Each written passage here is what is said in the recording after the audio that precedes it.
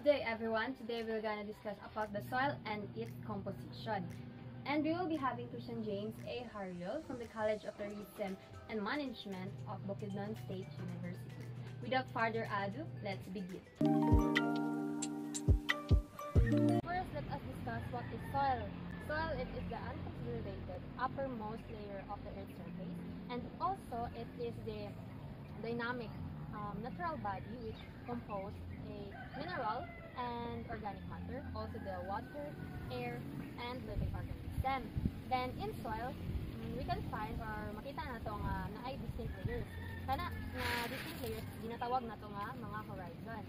So first is the O horizon. It stands for organic.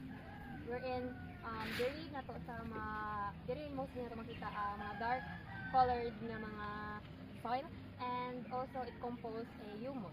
Ang humus is kani yuta nga made from the decomposition of organic matter.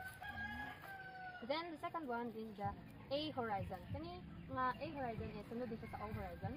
Diri na to makita ang lighter color than the O horizon. Then it is also have the humus, composed of humus, and it generally rich in nutrients and considered the most fertile layer of the soil. In some soils below the A horizon, makita din nato ang E horizon.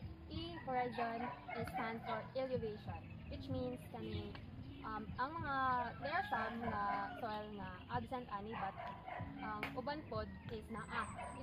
If naa is kaning mo ni siya ang mag-represent or naay kanang leaching nga kakahitabo. Ang leaching means kanang murag gina-wash out, na-wash out ang mga nutrients, and murag tawag kanang kung baha pa na ano sa nadala ba ang nutrients and mga also ang mga clays themselves.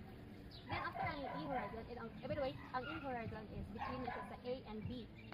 Okay? And after sa E horizon is we have the B horizon or subsoil. This is a zone of accumulation or elevation.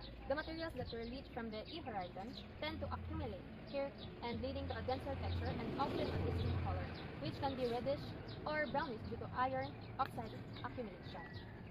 Then below the B horizon, we have the C horizon. It is super below, and then which consists of weathered material or weathered parent material. This layer is less altered than the horizons above and retains many of the characteristics of the original rock or unconsolidated material from which the soil formed.